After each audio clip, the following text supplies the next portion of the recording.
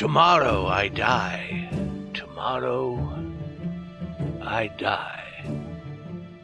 And today I want to tell the world what happened, and thus perhaps free my soul from the horrible weight which lies upon it. But listen. Listen, and you shall hear how I have been destroyed. When I was a child, I had a natural goodness of soul which led me to love animals, all kinds of animals, but especially those animals we call pets, animals which have learned to live with men and share their homes with them. There is something in the love of these animals which speaks directly to the heart of the man who has learned from experience how uncertain and changeable is the love of other men. I was quite young when I married. You will understand the joy I felt to find that my wife shared with me my love for animals. Quickly she got for us several pets of the most likable kind. We had birds, some goldfish, a fine dog, and a cat.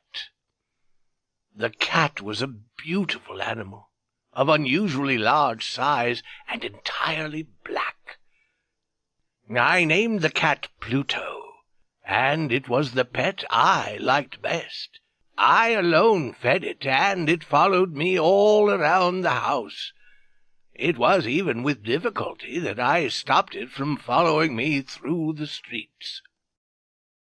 Our friendship lasted in this manner for several years, during which, however, my own character became greatly changed. I began to drink too much wine and other strong drinks. As the days passed, I became less loving in my manner. I became quick to anger. I forgot how to smile and laugh. My wife, yes, and my pets too, all except the cat, were made to feel the change in my character. One night I came home quite late from the inn where I now spent more and more time drinking. Walking with uncertain step, I made my way with effort into the house. As I entered, I saw, or thought I saw, that Pluto the cat was trying to stay out of my way, to avoid me. This action by an animal which I had thought still loved me made me angry beyond reason. My soul seemed to fly from my body. I took a small knife out of my coat and opened it. Then I took the poor animal by the neck, and with one quick movement I cut out one of its fear-filled eyes. Slowly the cat got well. The hole where its eye had been was not a pretty thing to look at, it's true, but the cat no longer appeared to suffer any pain. As might be expected, however, it ran from me in fear whenever I came near. Why should it not run? Yet this did not fail to anger me. I felt growing inside myself a new feeling.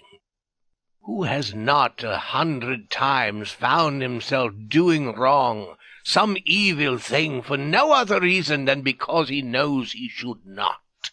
Are not we humans at all times pushed, ever driven in some unknown way, to break the law just because we understand it to be the law?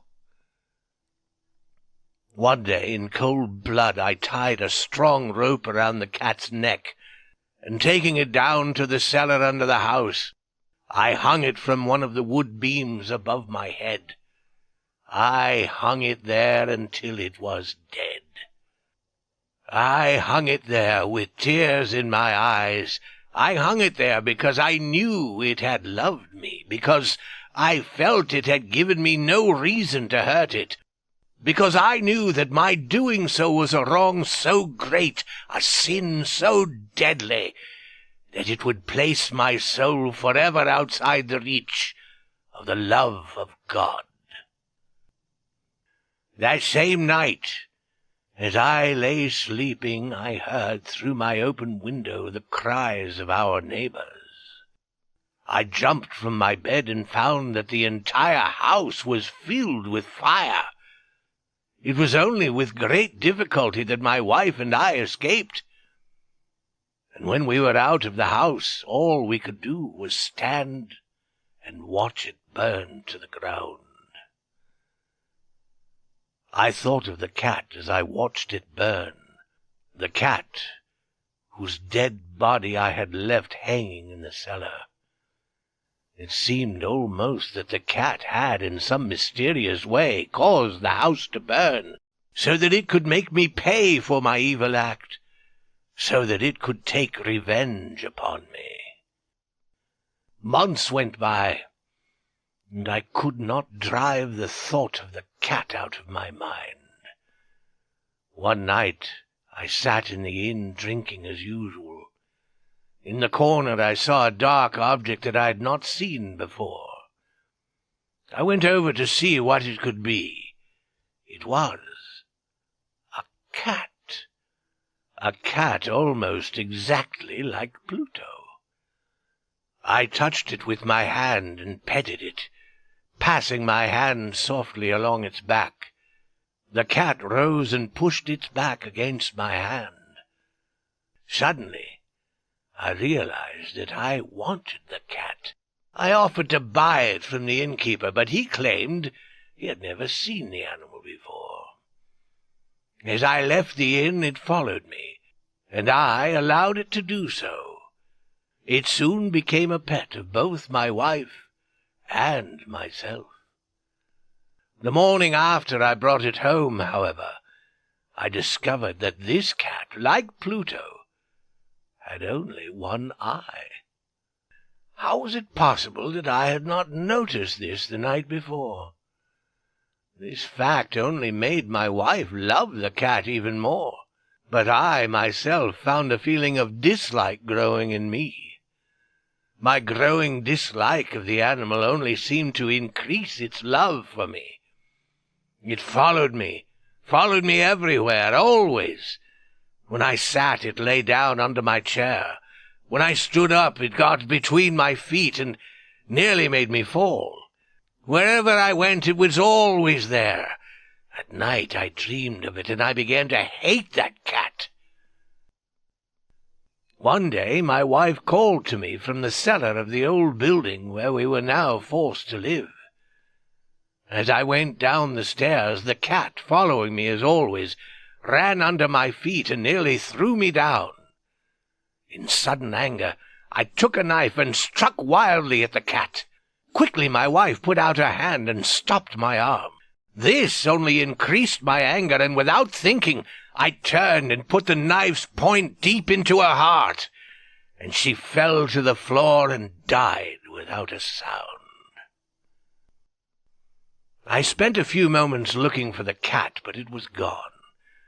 And I had other things to do, for I knew I must do something with the body, and quickly. Suddenly I noted a place in the wall of the cellar, where stones had been added to the wall to cover an old fireplace which was no longer wanted. The walls were not very strongly built, and I found I could easily take down those stones. Behind them there was, as I knew there must be, a hole just big enough to hold the body. With much effort, I put the body in and carefully put the stones back in their place.